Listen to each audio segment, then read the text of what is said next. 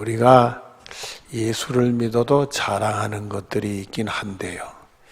우리 예수 믿는 사람들에게는 이 자랑이라는 게 뭘까? 이 정리된 생각들, 인식들이 좀 필요한 것 같고요. 또 우리 예수 믿는 사람들은 자랑한다면 어떤 것이 자랑이 있을까?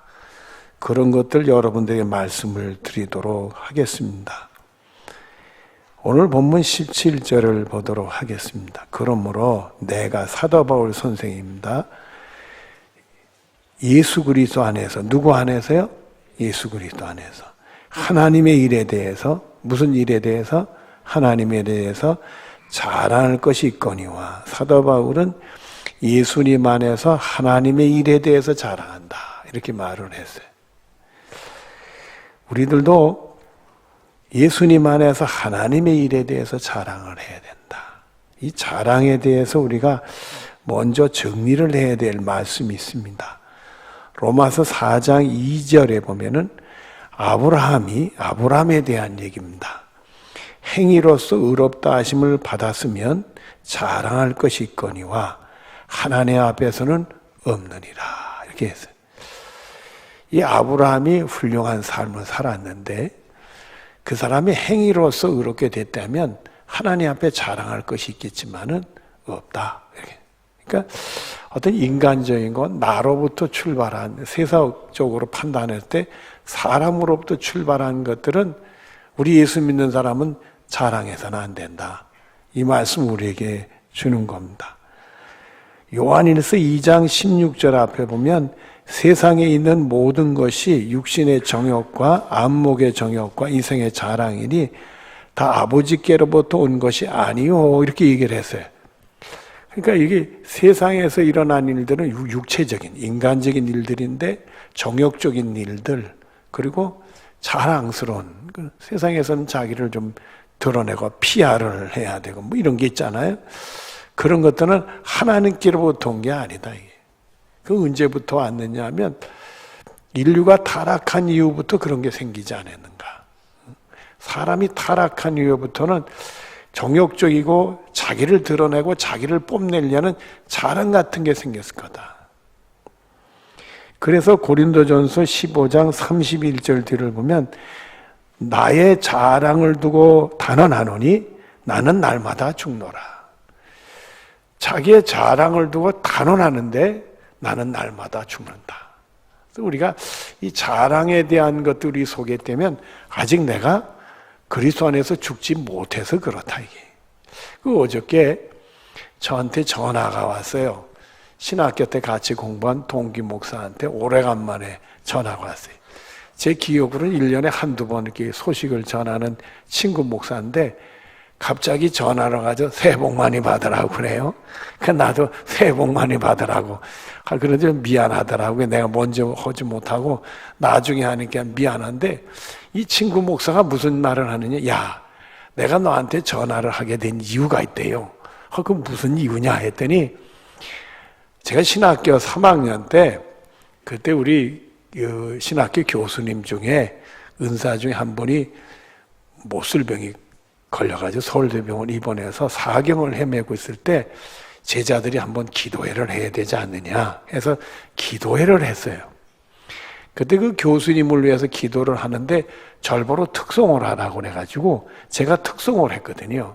근데 이 친구가 그때 기억이 40년 전 얘기요. 그때 지금으로 따지면 1981년도니까 꼭 40년 전이잖아요. 아닌가? 왜 아니 표정 짓고 꼭 40년 전의 얘기를 꺼내면서 그때 기억이 나서 그 찬송에 자기가 은혜를 받았대나? 그래서 네 기억이 나가지고 너한테 전화를 한다. 이 양반이 그러네? 그런 얘기 들을 때 제가 기분이 좋을까요? 나쁠까? 기분이 괜찮더라고요. 그런데 이 설교를 준비하면서 보니까 세상적인 자랑은 안 된대. 날마다 죽어야 된대. 이게 내가 아직 죽지 못했구나. 이런 생각이 들어요. 우리 예수 믿는 사람들은 인간적이고 세상적이 드러내는 것은 아직 죽지 못해서 그런 거구나. 날마다 죽어야 되는 부분이 우리 속에 있습니다. 빌립보서 3장에 본 사도 바울이 이런 말을 했어요. 자신에게는 세상적인 게 자랑할 만한 게 있다. 가문이 좋았다. 자신의 가문을 자랑할 만해요. 바리새인들의 가문에다가 말입니다. 그리고 로마 시민권을 가지고 있는 사회적인 유지의 가문이니까 자랑할 만도 하겠죠. 또 학력도 자랑할 만해요. 가브리엘 문화라는 것은 그다의 유대 당시엔 최고의 스승님 밑에서 공부를 해가지고 그 당시엔 학위가 있는지는 몰라도 학위도 받고 또 유대교에서 나름대로 충성해서 인정받는 촉망받는 젊은이였어요. 나름대로 뽐내고 자랑할 게 많은데 근데 그가 그걸 해로 여기고 배설물로 버리게 됐는데 그 이유를 예수님 아는 지식이 가장 고상하기 때문에 그렇다. 예수님만이 구원해 주니까 그 세상적인 자랑은 나에게 육신적인 그런 유익은 좀 있을지 몰라도 내 영혼을 구원하지 못하고 오히려 예수님 아는 지식을 회방하는 그런 일이 되니까 그거를 드러내다 보니까 그건 아니다. 그래서 예수님 아는 지식이 가장 고상하니까 세상적인 인간적인 거는 해로 여기고 배설물로 여기게 되다. 이런 말을 했어요. 또 고린도후서 12장 9절 뒤에 보면 이런 말씀을 또 했습니다. 나의 악한 것들에 대하여 자랑하리니 이는 그리스도의 능력이 내게 머물게 하려 함이라. 자신의 약한 것을 자랑하는데 왜냐하면 약하기 때문에 그리스도의 능력이 머물게 되기 때문에. 그러니까 약한 자체를 자랑한다는 게 아니죠. 약하기 때문에 하나님께 도움을 요청하니까 그리스도의 능력이 머물게 되기 그게 자랑스럽다. 그런 얘기를. 여러분 제가요 이 말씀에 큰 은혜를 받았어요. 목회에 아주 큰 은혜를 받았어요. 자기 약한 것들을 자랑한다. 그리스도의 능력이 머물기 때문에 그렇다 얘기를 했는데 이게 고린도후서 12장입니다. 근데 고린도후서 11장에 보면 자신의 육체의 약함을 표현하는 내용이 나와요. 어떤 내용은 11장 6절에 보면 자신은 이 글에는 괜찮은데 자기 입으로 말하는 것은 부족하다. 그가 수많은 사람들에게 복음을 전해 감동시켜서 예수 믿게 하고 교회를 세우기도 여러 교회를 세웠는데도 불구하고 자기 말에는 부족하다는 고백을 해요. 그런데 또 그 앞에 고린도후서 10장 10절에 보면 고린도 교인들이 사도 바울에 대한 얘기가 나와요. 뭐라고 얘기를 하냐면 그는 글에 대해서는 힘이 있는데 말은 형편없다 이게. 시원찮다. 근데 우리가 이 새로 개정된 번역엔 그렇게 나왔는데 개정된 번역 전에 번역 있잖아요. 우리가 보던 성경. 거기에는 말에는 졸하다 이렇게 표현했어요. 장기판의 졸이에요. 그러니까 얼마나 말이 시원찮고 말 표현이 좀 시원찮은 아주 안 좋았으면 그는 말이 시원찮다, 졸하다, 나는 부족하다. 이 자타가 공인하도록 사도 바울은 말을 잘 못하는 사람이었어요. 그런데 12장에 가서는 내 약한 것을 자랑한다. 내 약하기 때문에 하나님을 의지했더니 그리스도의 능력이 머물기 때문에 이렇다. 이런 표현을 해요. 그래서 제가 은혜를 받았어요. 제가요 말이 시원찮고 좀 졸했거든요. 태어날 때 저는 몰랐지만 나중에 알고 보니까 언어 난증이라는 게 저한테 있더라고요. 언어 난증이 있어서 말 표현을 잘 못해서요. 뭐 더듬거나 말을 못하거나 이런 건 아닌데 사람들에 서서 어떤 말을 표현할 때 좀 논리적으로 듣는 사람들이 잘 알아듣도록 그게 안 됐어요. 그래서 어릴 적부터 집안 식구들이 야 명언아 다시 좀 말해봐라 이런 소리를 많이 들었어요. 뭘 설명을 하면 못 알아듣게 무슨 얘기를 하는지 못 알아듣게 하니까 다시 말을 해달라고. 그리고 이런 학생들이나 애들 앞에 서서 말을 표현하면 애들이 제 말하는 걸 보고는 웃어요. 저 때는 심각하게 얘기하는데 웃는다고요. 그게 충격이 되니까 이 마음이 상하니까 사람들 앞에 서서 말하는 걸 싫어했어요. 뭘 설명한다는 거면 자신감을 잃어버리니까 또 제가 주눅이 들어서 잘 더 못하고 그러니까 사람들이 자꾸 나를 보고 조금 이상하게 보는 것 같고 웃고 그러니까 아예 말을 안 하려고 그랬어요. 근데 고린도 후서 12장에 보면 그냥 자기 약한 게 오히려 자랑인데 그리스도의 능력이 머무른다 하는데 그 앞에 보니까 사도 바울이 말이 시원찮았단 말이요. 그런데 사도 바울 등에 수많은 사람들이 예수 믿고 교회가 세워지고, 야, 이거구나. 이 말로 되는 게 아니라 그리스도의 능력으로 되는 거로구나. 제가 그런 은혜를 받았어요. 여러분들이 살아오면서 내 육신적으로 약하다는 거 있잖아요. 그게 자랑한 게 아니라 부끄러운 일이지요. 그러나 그게 자랑이 될 수 있는 요인은 여러분들에게 그리스도의 능력이 머무르게 되면 여러분들이 상상할 수 없는 일이 벌어진다고 말해요. 여러분들은 그 은혜의 삶, 영적인 힘이 생기는 영적인 하나님이 역사하시는 삶을 사는 축복이 여러분의 것이 되어지기를 바랍니다. 그래서 고린도후서 10장 17절에 보면 자랑하는 자는 주 안에서 자랑할지니라 이렇게 말씀했어요. 그러니까 여러분들은 주님 안에서 자랑하시기를 바라요. 사도 바울처럼 예수님 안에서 하나님이라는 게 자랑한다. 그러니까 여러분들 주 안에서 자랑할 수 있기를 바라요. 또 야고보 4장 16절에 보면 이런 말씀을 했어요. 너희가 허탄한 자랑을 하니 그런 자랑은 다 악한 것이니라. 허탄한 게 세상 자랑이죠. 우리를 구원하지 못하는 세상에 뽐내는 자랑은 다 허탄한 자랑인데 그게 악한 거대. 자랑하다 보면 말입니다. 사람이 교만해지고요. 또 시기 질투도 생기고 싸움도 생기고 그러게 이게 악한 거라는 거예요. 그러니까 여러분들은 세상 자랑, 인간적인 자랑은 다 뒤로 보내고 오직 주님 안에서 하나님의 일을 자랑할 수 있는 축복이 여러분의 것이 되어지기를 바랍니다. 우리가 살다 보면 말입니다. 내가 살아온 삶에 아주 뭔가 드러날 만한 거 있으면 그것도 좀 자랑. 내가 왕년에 뭐 했단 말이야. 내가 누구를 안다. 내가 이런 일을 했다. 그런 거는 이제는 하지 마시고요. 여러분들이 은혜 받고 내 약한 것들, 예수님 안에서 은혜 받은 것들, 정말 주님을 자랑하는 축복이 여러분의 것이 되어지기를 바랍니다.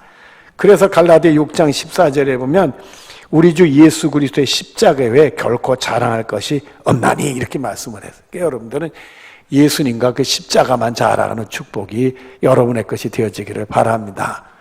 우리 계룡장로 교인들은요, 예수님과 그 십자가만 자랑하는 사람들이요. 우리 계룡장로 교인들은 인간적인 그런 건 자랑하는 게 아니고 예수님과 그 십자가만 자랑하는 축복이 우리 모두의 것이 되는 복이 있게 될 줄로 믿습니다. 본문 18절 앞을 보도록 하겠습니다. 그리스도께서 이방인들을 순종하기 위하여 나를 통하여 사도 바울을 통하여 역사하신 것 외에는 사도 바울이 바로 이방인의 사도가 돼서 복음을 전해서 많은 사람 예수 믿게 했잖아요. 예수님이 이방인들을 순종해서 예수 믿고 구원받게 하는 일에 나를 통해 역사하신 것 외에는 내가 감히 말하지 아니하노라. 이 사도 바울이 자랑한 하나님 일은 곧 자기를 통해서 이방인들, 하나님을 모르는 사람들에게 하나님을 전하고 예수 믿게 해서 구원받는 거, 그게 자랑이라는 게 그게 자랑이라는 거예요. 고린도서 1장 14절에 보면 우리 주 예수 그리스도의 날에 너희는 우리의 자랑이 되고 이런 말씀이 나와요. 이 고린도 교인들, 그 고린도는 사도 바울이 복음을 전한 곳이에요. 그래서 교회가 세워진 곳이에요. 그러니까 이 고린도 교인들한테 뭐라 얘기하냐면 예수님의 날에 내가 자랑할 것이 있다면 너희다. 이게.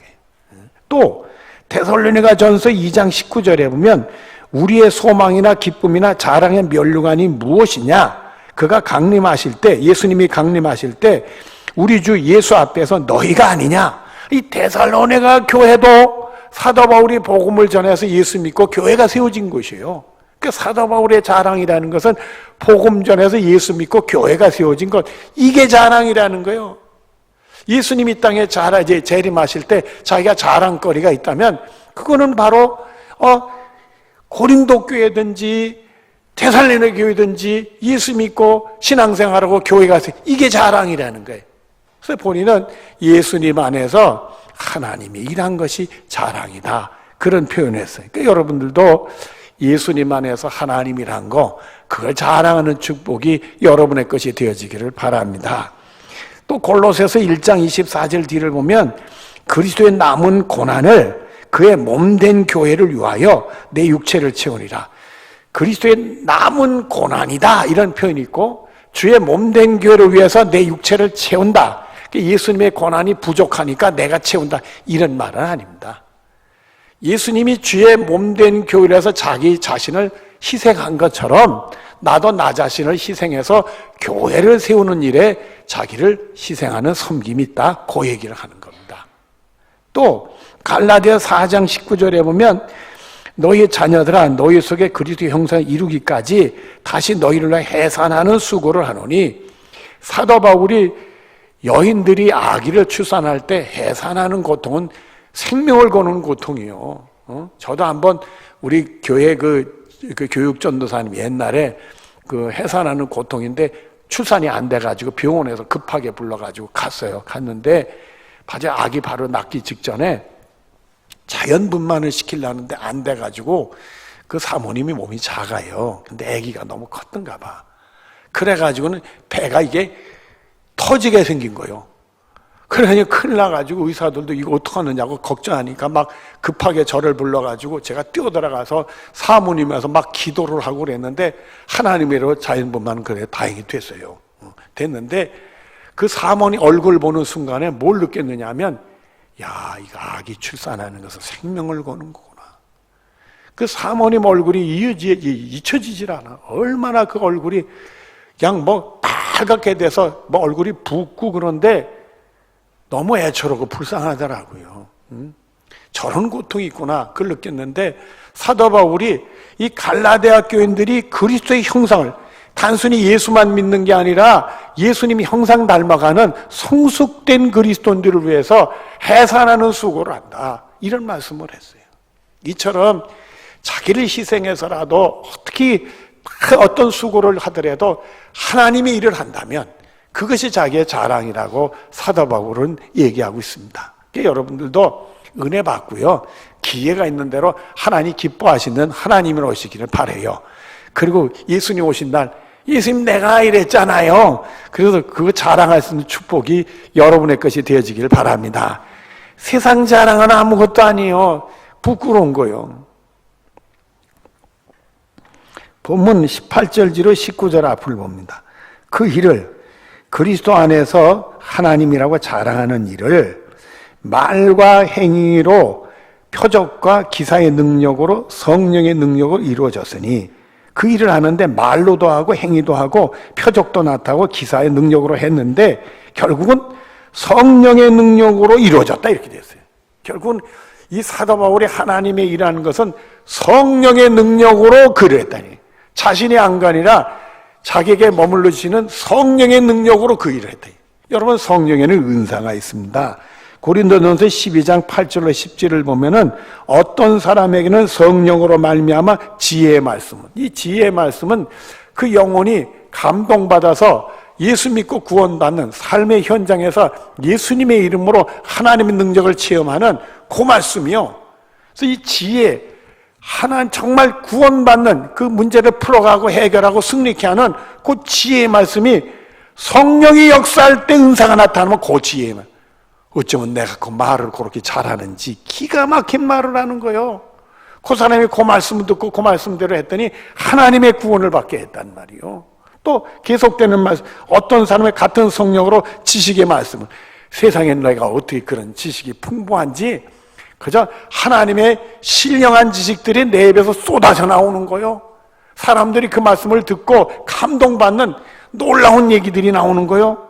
또 다른 사람은 같은 성령으로 믿음을, 믿음이라는 게 있다 없다도 하고 약한 사람도 있고 강한 사람도 있지만은 말씀만 하면 성령의 감동으로 믿음의 얘기가 쏟아져 나오는 거예요. 그 말씀 믿기만 하면 하나님이 역사할 것 같단 말이에요. 또 그 다음 말씀을 보면 어떤 사람은 한 성령으로 병 고치는 인사를, 어떤 사람은 능력 행함을, 어떤 사람에게는 예언함을, 어떤 사람에게는 영들 분별함을, 다른 사람에게는 각종 방언 말함, 어떤 사람에게는 방언을 토역함을 주시나니, 이런 은사들이 나타나면서 그가 그리스도 안에서 하나님의 일을 하게 됐다 이거예요. 또 은사만 있을 뿐만 아니라 열매도 있어요. 열매도. 갈라디아 5장 22절과 23절에 보면 오직 성령의 열매는 사랑과 희락과 화평과 오래참과 자비의 양성과 충성과 온유의 절제니 이와 같은 것을 금지할 법이 없느니라 이랬어요. 성령이 역사하면 열매가 냈는데 9가지 열매, 그 중에 앞에가 사랑이에요. 여러분, 사랑의 열매에 대한 말씀을 드릴게요. 여러분들, 제가 여러분을 사랑해요. 어떤 사랑을 하느냐 하면 여러분들이 예수 확실히 믿고 잘 믿고 구원받고 승리하기를 바라요. 제 사랑의 마음은 그게 있단 말이에요. 그러니까 이제 여러분들에게 제가 이 사랑의 마음으로 예수님을 잘 믿으시고 확실히 믿으시길 바랍니다. 그러면 여러분들이 이거 목사님 나를 사랑해서 이 말씀을 주시는구나 이렇게 받아들이면 그 말 속에는 뭘 느끼고 있어요? 제가 여러분에게 주는 사랑을 느낀단 말이에요. 나를 사랑해 주시는 말씀이니까 내가 예수를 잘 믿어야 돼. 확실히 믿고 흔들리지 말아야 돼. 이런 생각을 갖잖아요. 그래서 이 말에는 가지고 있는 전하는 사람과 듣는 사람과의 관계 속에는 어떤 정서적인 느낌이 있어요. 이게 참 중요해요. 이 성령이 역사할 때 그 정서가 심어주는 거예요. 성령의 감동주에 사랑하는 마음으로 예수님 믿되 확실히 잘 믿으라고 얘기하면 듣는 사람이 그 사랑의 마음을 느끼면서 그래 내가 잘 믿고 확실히 믿어야 되겠구나 이런 마음이 생기는 거예요. 이런 마음이. 여러분 글하고 달라. 물론 글에도 그런 느낌을 줄 수는 있긴 있어도 약하죠. 이렇게 글을 쓰면은 예수님을 잘 믿으시고 확실히 믿으세요 이렇게 글을 쓰면 그러는가 보다 보지만은 말은 그 마음에 있는 요 속에 있는 정서가 드러난단 말이에요. 그러니까 글보단 말에는 위력이 있단 말이에요. 이 성령이 역사할 때 열매가 내면 그러니까 사도 바울이 말이 시원찮아도 영혼을 사랑하는 마음으로 예수님을 전하고 복음을 전하니까 그 사람들이 예수님을 받아들이고 믿게 되는 거예요. 말을 잘하고 못하고가 문제가 아니라 그 말 속에는 영적인 힘이 있는 거예요. 힘이 있는 거예요. 여러분 성령님은 또 어떤 분인가 말입니다.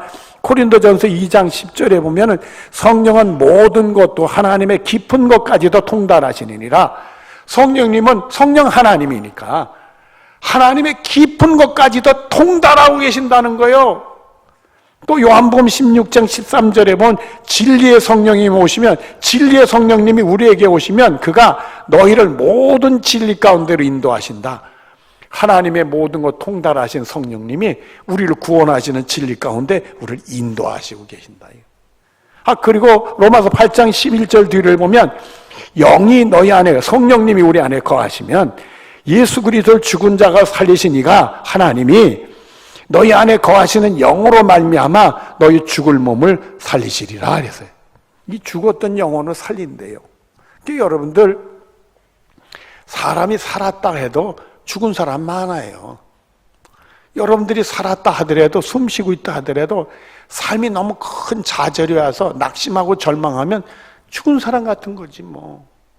내가 살기보다는 죽는 게 가깝게 생기는 사람들 이렇게 살아서 뭐나 죽는 게 낫지 이런 생각하는 사람들은 절망에 빠져가지고 그 낙심에 일어나지 못하고 그 삶이 죽은 삶과 같은 거예요. 살기 위해 사는 게 아니라 죽어가는 삶을 사는 거란 말이에요. 실패를 했든지 간에 어떤 상처를 받았든지 간에 어떤 위험을 당했든지 간에 그런 무서운 낙심이 올 때 사람은 죽은 영혼과 같이 될 수 있단 말이에요. 그런 사람을 살려요. 제가요 그 전도사 시절에 소년 감별소라는 데 가서 제가 복음을 전해서 일주일에 한 번씩 예배를 드린다고 복음을 전했는데 그 소년 감별소는 소년원에 가기 전 아이들 18세 미만 아이들 죄를 범한 애들 가둬놓고는 그 아이들을 분별을 해요. 그래가지고 소년원에 보내야 될 아이들 이 아이들은 별 죄가 없으면 좀 깨우침을 주고 한 6개월 동안 지켜보다가 부모 품에 돌려보낸 애들 그러면 부모 품에 돌려보냅니다. 18세 미만 아이들이니까 그런 혜택을 줘요. 근데 그런 애들 모아놓고 예배하고 성경 공부를 가르치고 그러는데 하루는 말입니다. 어린애 한 15, 16살 먹은 아이들인데 수갑을 쳤어요. 거기는 애들 수갑 안 채웁니다. 근데 수갑을 걔네들은 3명인데 채웠어요. 수갑 채울 뿐만 아니라 제가 깜짝 놀란 게 발목에다가 이렇게 쇠로 이렇게 딱 발목에다 이렇게 자물쇠를 해가지고 이 쇠철사를 이만해. 그 쇠고랑이 쇠철사로 이렇게 해가지고는 단순히 하나가 아니라 이게 뭐죠 이거? 동글동글하게 쇠하는 거. 그걸로 해가지고 거기다 이만한 쇠뭉치를 달아놨어. 얘네들이 걸어오는데 이 수갑을 채우는데 그 다리가 질질 끌려오니까 쩌렁쩌렁 하면서 애들이 수라에 3명이. 근데 그 애들 얼굴을 보는 순간에 깜짝 놀랐어요. 얼굴을 보는 순간에 제 몸에 소름이 쫙 끼치는 거예요. 그 얼굴이 죽은 얼굴이에요. 얼굴에 애들이 창백하고 표정이 없고 눈이 이렇게 산박한데 그 보는 순간에 선뜻한 느낌이 오는 거예요. 애들이 죽어 있어요. 그래서 애들 물어봤어요. 거기 있는 간수들 간수나는 선생님이라고 그러는데 선생님 한 분한테 내가 쟤네들은 도대체 왜 저랬어요? 물어봤더니 쟤네들은 사람을 죽인 애들이에요. 그렇게 애들이 얼굴이 완전히 죽은 얼굴이에요. 근데 성령님이 오시면 그리스도의 능력이 우리에게 머물게 되면 죽은 자를 살리시는 능력이 나타난다는 말이에요. 그 능력으로 이 사도 바울은 영혼들을 향해 예수님을 증거할 때 죽은 영혼들을 살리는 역사를 경험하고 그래서 많은 예수 믿는 사람들이 나왔고 교회가 세워지게 됐다니까요.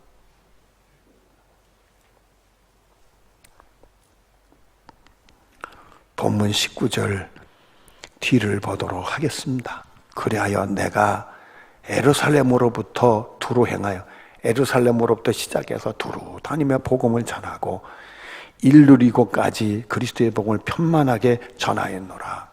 일루리곤이라는 동네는 여기만 나오는데요. 이 동네를 찾아보면 어디까지냐면 그 사도 바울이 복음을 전하는 걸 보면 그리스 성경에 나오면 마게도니아 그리고 아가야는 고린도 지역 옛날 세상에만 스파탈라카 그런 지역. 그다음에 마게도니아는 아데네로부터 데살로니가 빌립보 그쪽 지역. 지금 보면 그리스라는 나라가 있고 유고 연방이 깨지면서 나온 마게도니아라는 나라가 있습니다. 그 나라까지 포함이 됐다 생각하면 됩니다. 근데 일루리고는 거기서부터 벗어나서 더 북쪽으로 올라가면 거기 사르비아, 그라티아 이런데 그 다음에 오스트리아 이쪽에 독일 근방까지 올라갔다는 거예요. 근데 성경에는 일루기온까지 복음을 전한 구체적인 내용이 없는데 여기 보면은 거기까지 복음을 전했다는 얘기를 해는 거예요. 여기 딱 한 군데 나와요. 사도행전 1장 8절은 오직 성령이 너에게 임하시면 너희가 권능을 받고 예루살렘과 온유와 사마리아 땅 끝까지 이르러 내 증인이 되리라 하시니라. 이 사도 바울은 복음을 땅 끝까지 전하는 거 가지고 성령의 능력이 임하니까 그 복음을 그렇게 전했다는 거예요.